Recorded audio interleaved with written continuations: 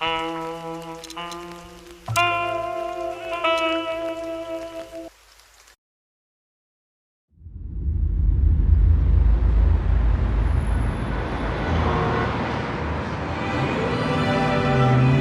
ran out to get a pack of cigarettes, but I left my wallet at home. Yeah, that's me. I'm getting old. My name is Sonny Featherland, an investigator for 20 years, and once the star of the predatory division of the Clawville Police Department, one half of the legendary Chicken Police. But buying a pack of smokes is more than I can handle right now. Maybe I should just lay low. Yeah, I'll do that. The most colorful place in the wilderness. For all the gods, what bullshit. The last clucking color left this city years ago. And slowly I'll turn gray too.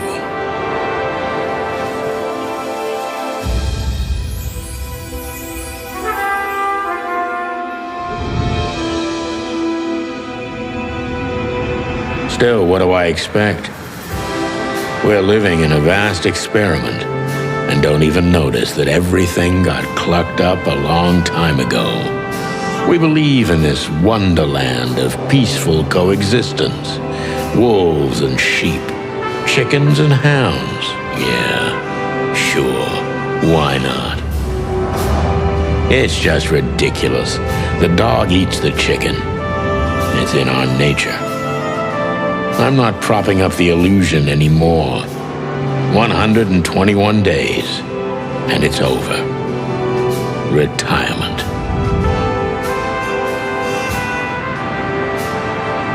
What could possibly go wrong?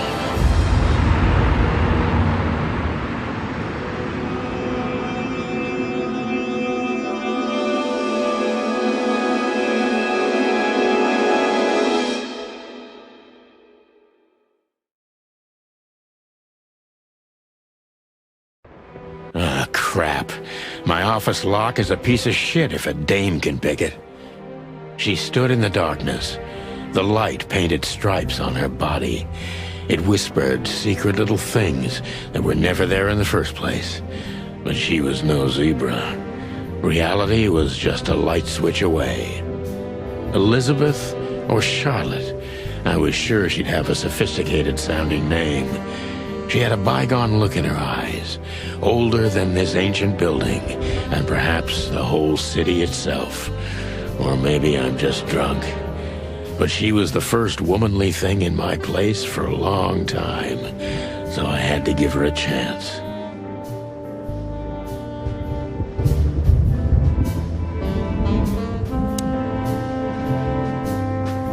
Let me introduce myself. My name is Deborah, Miss Deborah Ibanez. You're mistaken, ma'am. Oh, really? Please enlighten me, Mr. Featherland. I'm not a private eye. I'd recommend Mr. Philmar Lowe instead of me. He's a nice guy. Believe me, Mr. Featherland, it's not an accident I came to you. Look, miss, I work for the police, and I'm currently on leave. I couldn't accept private commissions even if I wanted to. Not even from a classy dame like you. Am I that easy to read? That's my job. But tell me, since you've invited yourself in, would you like a drink? I don't usually drink. Well, I've gotta have one, and it'd be rude of me to drink alone. So, maybe some sherry? If you insist. But bourbon, please. Ah, thank the wild ones. That's all I have. What a coincidence. So come on, spill it from the beginning.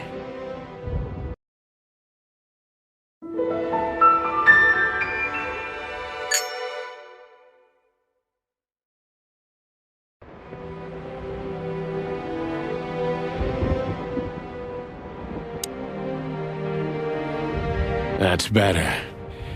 Now, if I understand correctly, your mistress is receiving threats. What kind of threats, exactly?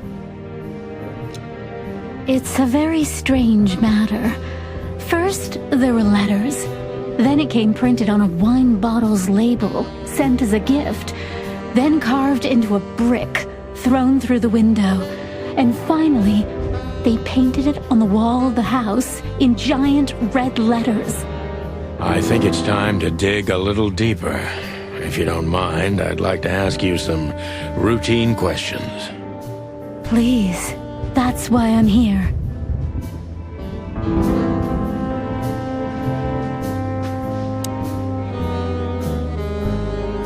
So, this is the part where the interrogation comes, like in those detective movies. Something like that, Deborah. Yes.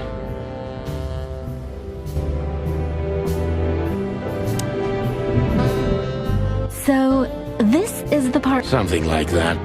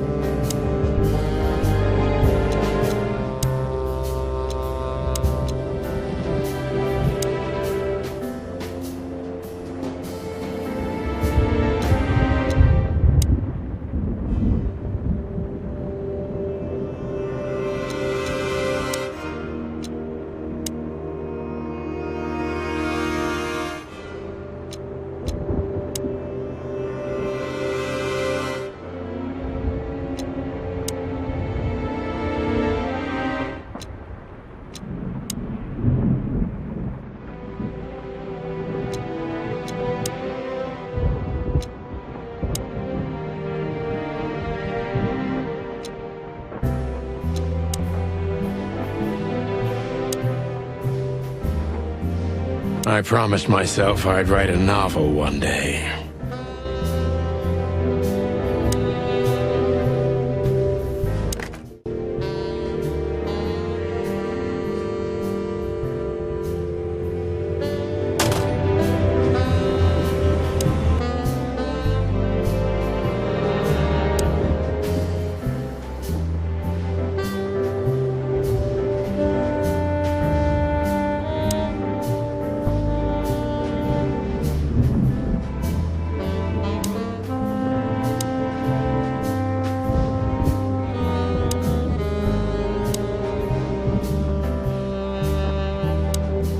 I must be cautious and smart.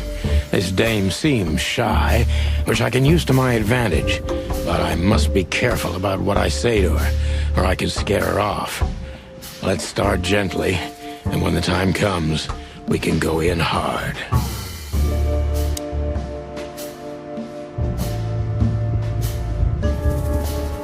Who exactly are you, ma'am? I'm not somebody important, Mr. Featherland. You're important enough to deal with such a delicate matter, right? I carry out the wishes of my employer, nothing more. This means... You've been thrown into deep water, sweetheart. Tell me, can you even swim? Believe me, this is just as unpleasant for me as it is for you, if not even more.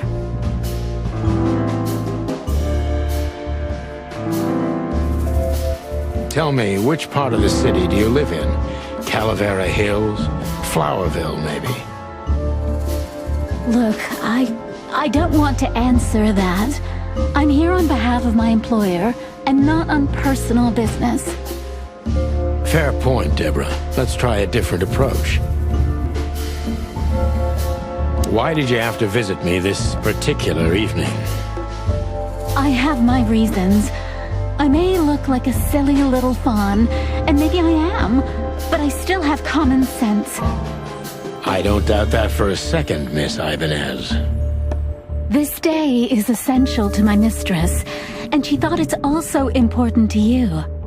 A message in itself, for sure. But to be honest, even you are. You know what? I'll just take that as a compliment, even if it wasn't meant as such. Do you even know what you want? I'm very sorry, Mr. Featherland. I thought... What?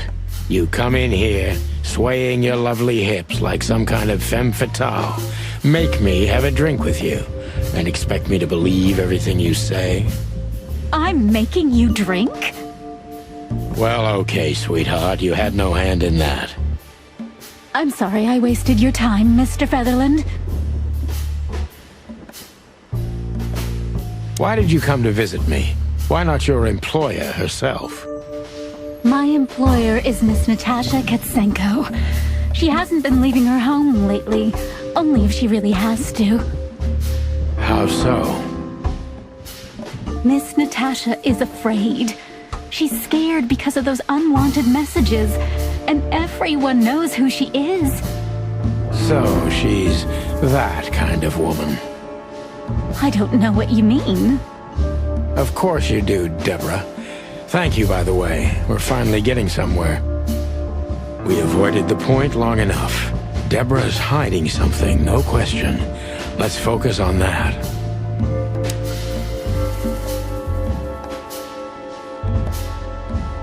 What do you want from me? Me? Oh, don't be silly, Deborah. I mean your employer. I was just... Well, Miss Katsenko thinks you're a great detective, and you're also reliable. That's why I came.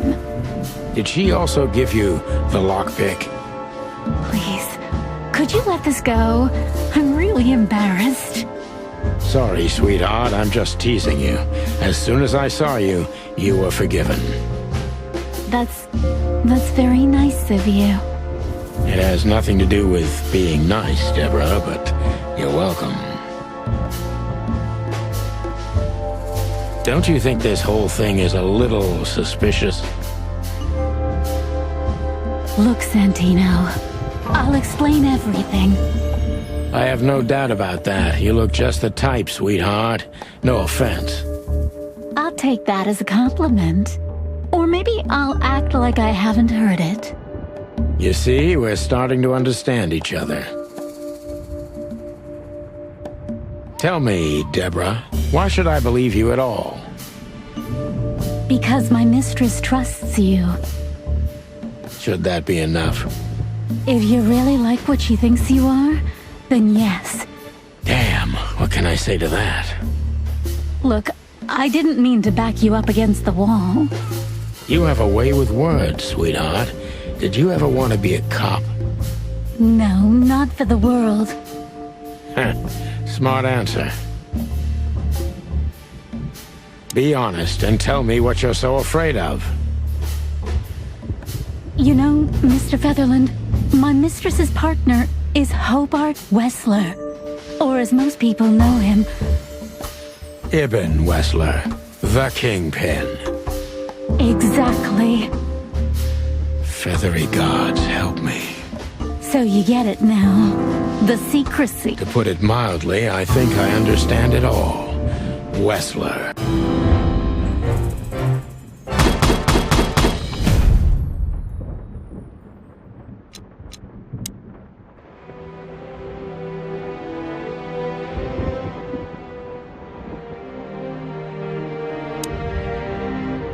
Why don't you take it to the police? Just go there and file a report.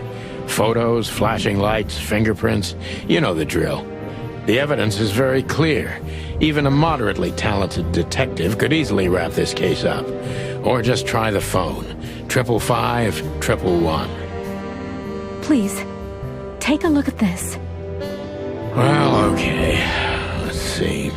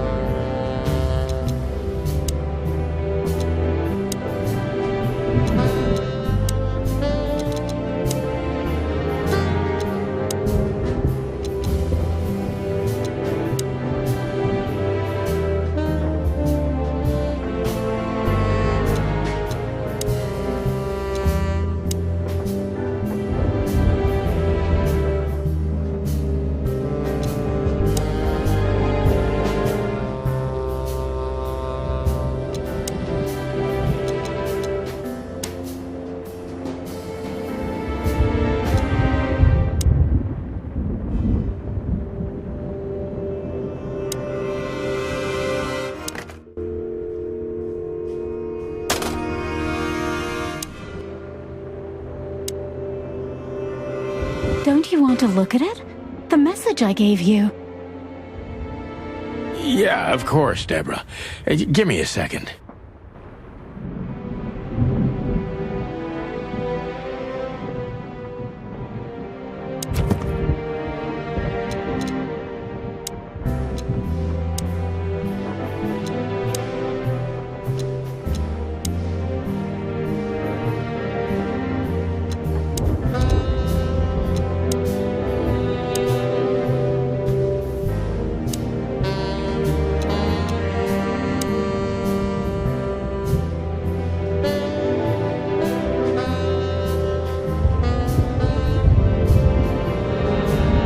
I don't even know what these papers are.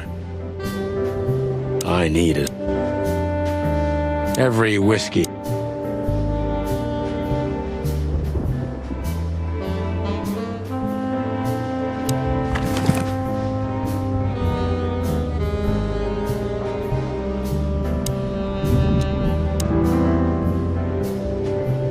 I know Molly very well. Please note this when deciding whether or not to accept my assignment. Miss Ibanez is a trusted friend. Treat her as gentleman. N. I felt like I'd been hit on the back of my head with a blackjack. Reality tilted. Molly. Good gods. What was her name doing there?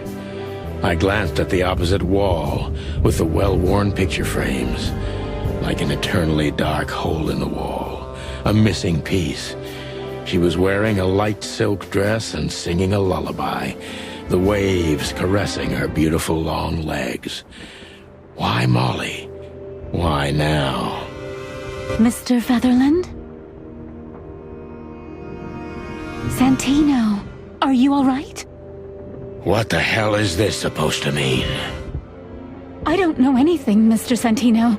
My mistress told me to give this to you. She said you'd understand. Don't you? Oh, of course I understand, Miss Ibanez. I get it very well. But this case is becoming more and more confusing. It's starting to look like blackmail. Blackmail? Don't play innocent with me. But... All right. When can I visit? Visit? Me? Not you. Miss Katsenko. Oh, yes. You can find her at the Tsar Club. Didn't you tell me she's not the social kind? That she's especially unsociable? Or does she only like loud and crowded clubs? No, she's really not like that. But she owns the place. Judging by the flyer, it must be a very busy club, especially on New Year's Eve, right? I'm sure you'll have no trouble finding Miss Katsenko, but there's one small problem, Mr. Featherland. Let me guess. Mr. Wessler better not know about my visit. Exactly. How did you know? 20 years experience, ma'am. Oh, and please, call me Sonny. It was a pleasure to meet you, Sonny. I'll talk about the rest with Ms. Katsenko in person. A good friend of mine would be happy to take you home if you'd like. I'd appreciate that, Sonny.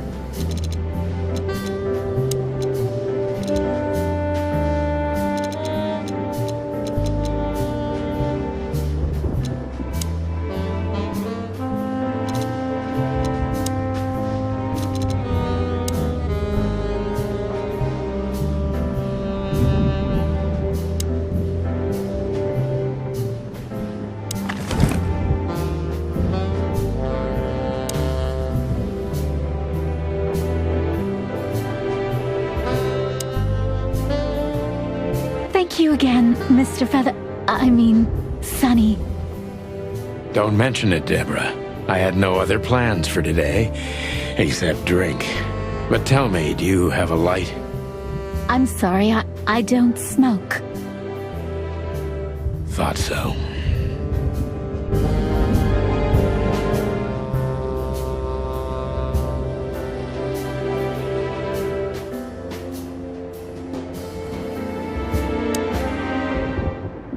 She doesn't seem so dangerous that I need to grab my gun, but you never know.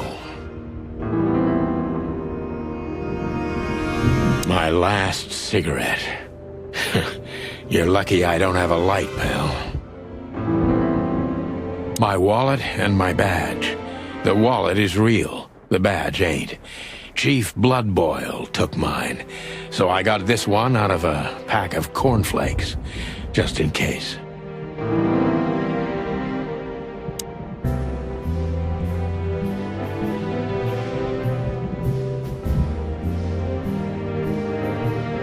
Behind that door lies the...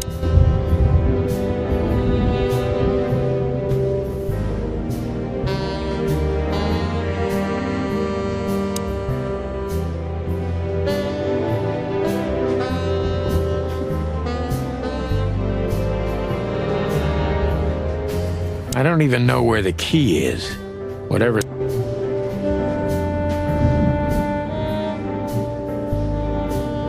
I don't see colors anymore. Only emptiness. Everything faded. Just a phone call and a good friend of mine can take you home. Thank you, Sonny.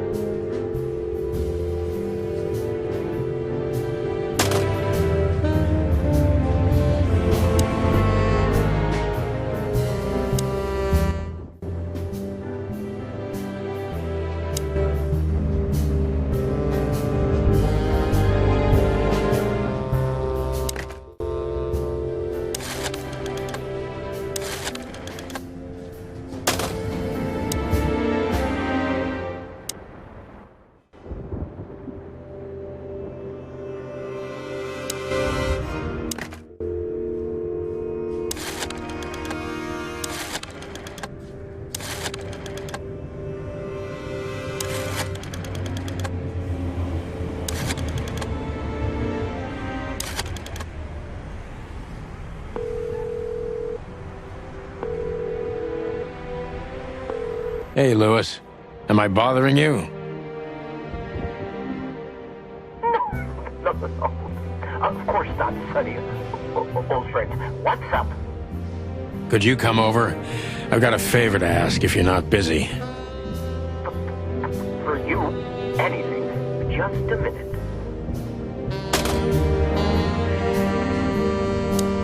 Lewis arrived a few minutes later. He lived in the rooms above, so it wasn't difficult getting here, not to mention that he's a rabbit. It was a quick hop. The Atlas Hotel was his inheritance. It was once a well-renowned place, but not anymore. The last economic crisis ruined it, and now, besides me, he was the only resident of this enormous place.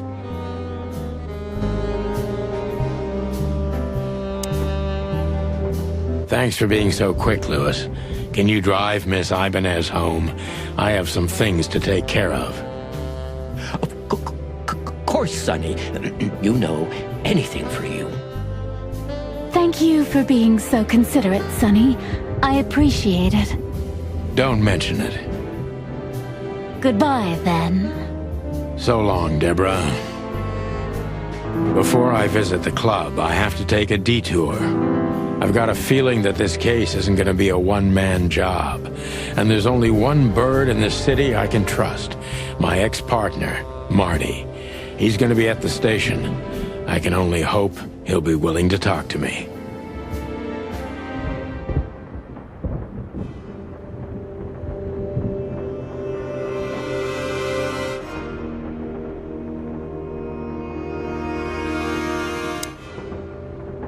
I can always count on you.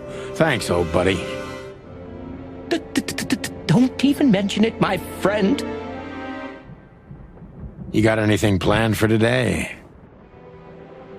I thought I'd visit a nightclub. It's New Year's Eve, after all. Well, I didn't mean to hold you up. I'll ask a favor of you someday. I owe you a lot of those, don't I? That's true. I don't deny it.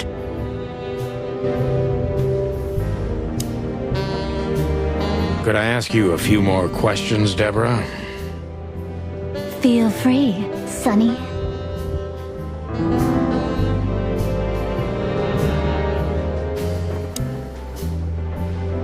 Oh, just one more thing.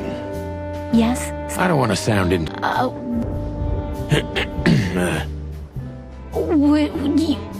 Well, it wouldn't work as well with my feathers.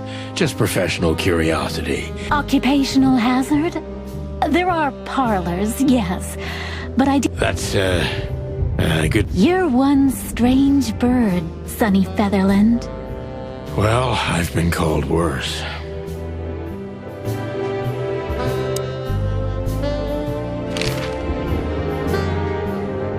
Do you think my whereabouts aren't a secret?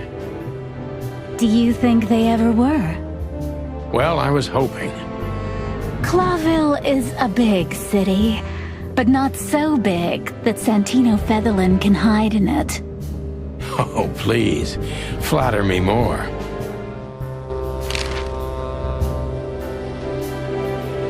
I've already told you more about myself than I wanted to. Afraid you'll get your hands dirty? I'm afraid I already did. So, Ibn Wessler, eh? You know you could have dropped the bomb a little earlier. If I started with that, I'm sure you would have thrown me out. You're right. He's one of the most dangerous gangsters in the city. I only know he's an influential businessman. Isn't that the same? Not even you can see the world as that black and white.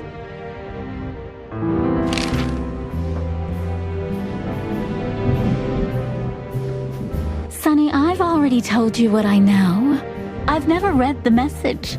My job was to give it to you and nothing more. You really are this innocent, aren't you? I'm not sure I get what you mean. Let me give you some advice, sister. Leave the city and get as far as you can from the likes of Ibn Wessler. It's not so simple, Mr. Featherland. My mistress needs me. Is she really that important to you? That you drive around in the dead of night to questionable places to deliver messages you know absolutely nothing about? I would do more than that for her. I see. You're smooth. Real smooth. Thank you, Mr. Featherland. Sonny, please. Just Sonny. So this Natasha dame... Look, I'm just the messenger. You have to talk to my mistress about the details. Miss Katsenko was very clear on this matter. I see, but...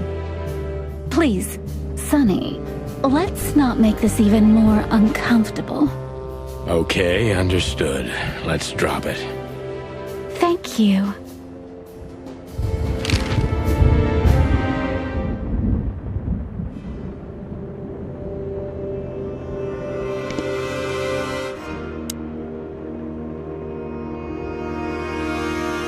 I can always count on you. Thanks.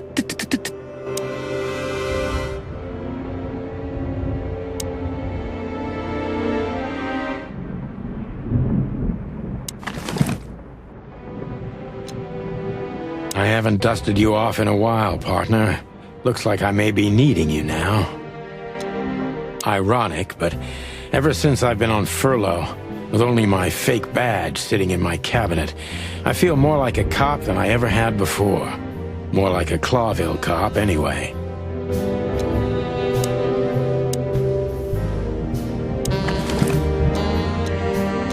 Oh man, I totally get you.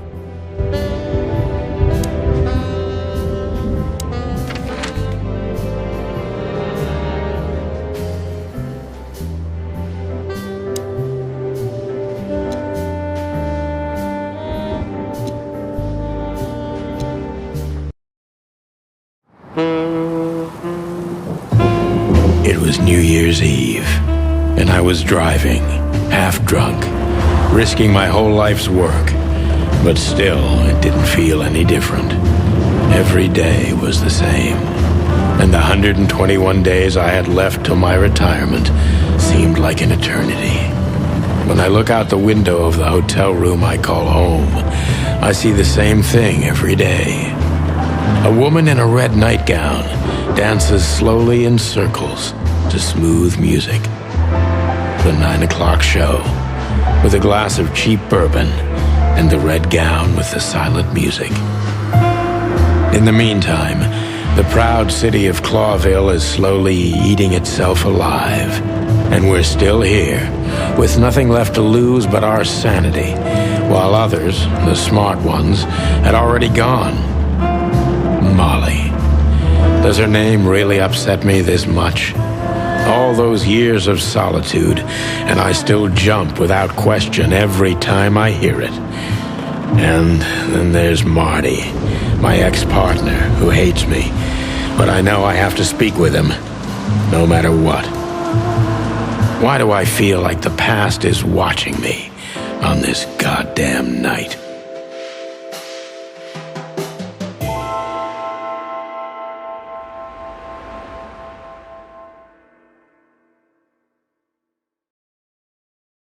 I knew where to find Marty. At the station, we'd always draw straws about holiday duty. Marty never joined in. He always took the New Year's Eve shift, even though he had someone to go home to.